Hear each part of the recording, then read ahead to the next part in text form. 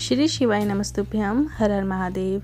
गुरुजी पंडित मिश्रा जी के दिसंबर में जितनी भी कथाएं आई थी उन सभी कथाओं के उपाय हम इस वीडियो के माध्यम से शेयर करेंगे। गुरुजी इन कथाओं में जो जो नए उपाय बताए हैं सारे उपाय हम शामिल कर रहे हैं। पहली कथा शिव प्रसाद शिव महापुराण कथा जो कि बड़ोदरा गुजरात से आई थी, उसमें कथा में जितने भी उपाय गुरुजी ने बताए थे वो इस वीडियो के माध्यम से शेयर करने वाले हैं। दूसरी कथा गुरुजी की जो आई थी वो माँ ताप्ती शिव महापुराण कथा जो कि बैतूल मध्य प्रदेश से हुई थी। उस कथा में गुरुजी ने जितने उपाय बताए थे वो हम इस वीडियो में आपको करके बताएंगे। तीसरी कथा जो कि अभी हुई थी हाल ही में, श्री पुण्य शिव महापुराण कथा जो कि मालेगांव महाराष्ट्र से हुई थी। उस कथा में गुरुजी ने जितने उपाय बताए थे वो सभी उपाय हम आपको इस वीडियो के माध्यम से शेयर करने वाले हैं। पहला उपाय की तरफ चलते हैं। कुल देवी देवता पितृ दुखी हैं, भूखे हैं, तृप्ति नहीं हो रही है। यदि आपसे पानी बार बार गिर रहा है, यदि आप कलश जल का भर के रखते हैं वो आपके हाथ से गिर जाता है तो इसका मतलब है कि आपके पितृ दुखी हैं, भूखे हैं, उनकी तृप्ति ठीक से नहीं हो पा रही है। तो आपको क्या करना है, पंचामृत बनाना है। सबसे पहले दूध, दही, घी, शक्कर, शहद, इन पांचों चीज़ों से मिलाकर पंचामृत तैयार कर लीजिए। इसके बाद आप एक बेलपत्री ले लीजिए, शिव मंदिर जाइए। आप किसी भी दिन ये उपाय कर सकते हैं। सोमवार के दिन करें, प्रदोष के दिन करें, शिवरात्रि के दिन करें तो ज़्यादा अच्छा है। इसके बाद आपको एक बेलपत्री अशोक सुंदरी माता के स्थान पर चढ़ाना है। बेलपत्री की जो डंडी का मुख है वो शिवलिंग की ओर होना चाहिए। इस तरीके से आपको बेलपत्री अर्पित करना है। सिर्फ और सिर्फ आपको इसी उपाय के लिए जो बेलपत्र है वो शिवलिंग के साइड करके चढ़ाना है।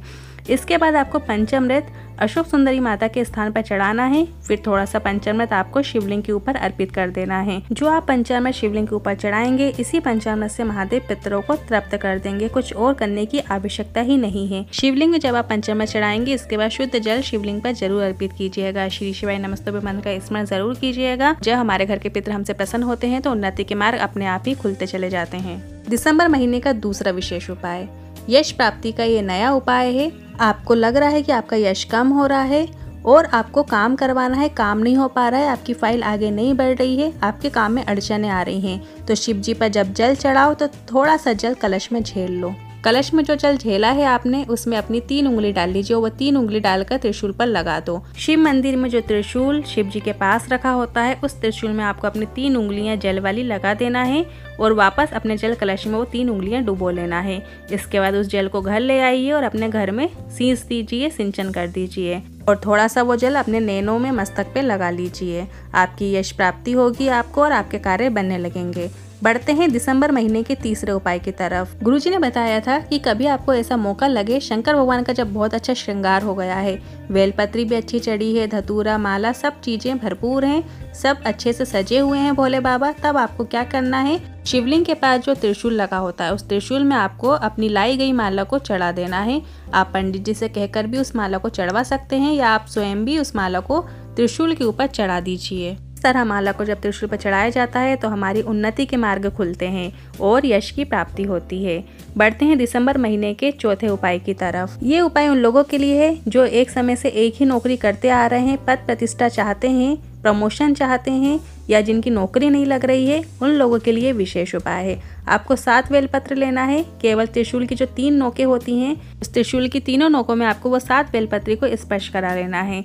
स्पर्श कैसे कराना है वो ठीक से जान लीजिए। सबसे पहले आपको त्रिशूल की लेफ्ट साइड वाली नोक पे स्पर्श कराना है, फिर राइट साइड वाली नोक पे स्पर्श कराना है। इसके बाद जो बीच वाली जो डंडी है, नोक है, उसमें आपको उन 7 बेलपत्र को स्पर्श कराकर अशोक सुंदरी वाली जगह पर आपको शिवलिंग पे चढ़ा देना है। जलाधारी में जो बीच में मोटी लाइन होती है अशोक सुंदरी माता का स्थान है, वहां पर उन बेलपत्री को उल्टी करके चढ़ा देना है। डंडी जो है वो जलाधारी की ओर ही रखें। इस तरीके से आपको उन 7 बेलपत्र को एक साथ समर्पित कर देना है। ऐसा चढ़ा देने से व्यक्ति पद प्रतिष्ठित हो जाता है, उसकी उन्नति होती है। ये उपाय आप सोमवार के दिन कर सकते हैं, प्रदोष के दिन कर सकते हैं, शिवरात्रि के दिन कर सकते हैं। ये तीनों दिन विशेष होते हैं। बढ़ते हैं 5वें उपाय की तरफ। दिसंबर महीने का ये 5वां उपाय है जो कि गुरुजी ने अपनी कथा के माध्यम से बताया है। रोग मुक्ति का विशेष उपाय है। बेलपत्री को अशोक सुंदरी माता के स्थान पर चढ़ाना है। जो बेलपत्री की डंडी है वो शिवलिंग की ओर रखें। इस तरीके से आपको बेलपत्री अर्पित करनी है। अशोक सुंदरी से जल चढ़ाते हुए गणेश कार्तिकेय भगवान पर जल चढ़ाना है। फिर गोलकटी भाग जगदम्बा माता के हस्तकमल पर जल चढ़ा के शिवलिंग के ऊपर जल चढ़ाना है। इस तरीके से चढ़ाया गया जल ओम की आकृति का बन जाता है। हरिओम जल भी कहते हैं। हरिओम जल को रोग मुक्ति के लिए चढ़ाया जाता है। साथ ही अगर कोई एग्जाम में जा रहा हो तो आप हरिओम जल चढ़ाकर एग्जाम के लिए निकल जाएं। साथ ही गुरुजी ने बताया है कि जिनको कई वर्षों तक संतान की प्राप्ति नहीं हो रही है उन लोगों को भी हरिओम जल चढ़ाना चाहिए। दिसंबर महीने का अगला 6वां उपाय है जो कि मनोकामना पूर्ति उपाय है। आपकी कोई विशेष मनोकामना है तो आप सोमवार के दिन, प्रदोष के दिन या जब भी आप जल चढ़ाएं किसी विशेष मनोकामना पूर्ति के लिए तो आप इस तरीके से जल चढ़ाइए। एक कलश में जल ले लीजिए। सबसे पहले आपको शिवलिंग में गणेश जी के स्थान पर जल चढ़ाना है, फिर कार्तिकेय जी के स्थान पर जल चढ़ाना है, फिर बीच में जो मोटी लाइन है अशोक सुंदरी माता का स्थान है वहां पर जल चढ़ाइए। फिर माता पार्वती के जो हस्त कमल है, गोल कटी भाग है, वहां पर आप जल चढ़ाइए। इसके बाद जो पूरा जल है वो शिवलिंग के ऊपर चढ़ा दीजिए। श्री शिवाय नमस्तुभ्यम मंत्र का स्मरण कीजिए और अपनी कामना मन में कहकर जल समर्पित कर दीजिए। आपकी मनोकामना निश्चित ही पूर्ण होगी। बढ़ते हैं दिसंबर महीने का 7वां उपाय जो कि गुरुजी पंडित प्रदीप मिश्रा जी ने हाल ही की कथा में बताया था। यदि आपके शीघ्र विवाह नहीं हो रहा है, शादी में दिक्कत हो रही है, उम्र बढ़ती जा रही है तो आपको क्या करना है, अशोक सुंदरी माता के स्थान पर जल चढ़ाना है। इसके बाद जल चढ़ाते हुए आपको शंकर भगवान के शिवलिंग पर चढ़ा देना है। शंकर भगवान के शिवलिंग पर जल चढ़ाते हुए वापस आपको अशोक सुंदरी माता के स्थान पर जल पूरा चढ़ा देना है। इस तरीके से आपको जल चढ़ाना है। श्री शिवाय नमस्तुभ्यम मंत्र का स्मरण कीजिए। 3 महीने तक लगातार इस तरीके से आपको शंकर भगवान के शिवलिंग पर जल चढ़ाना है। विवाह के योग बनने लगेंगे। अगर आपको वीडियो थोड़ा भी उपयोगी लगा हो तो वीडियो को लाइक करके कमेंट बॉक्स में हर हर महादेव जरूर टाइप कीजिएगा।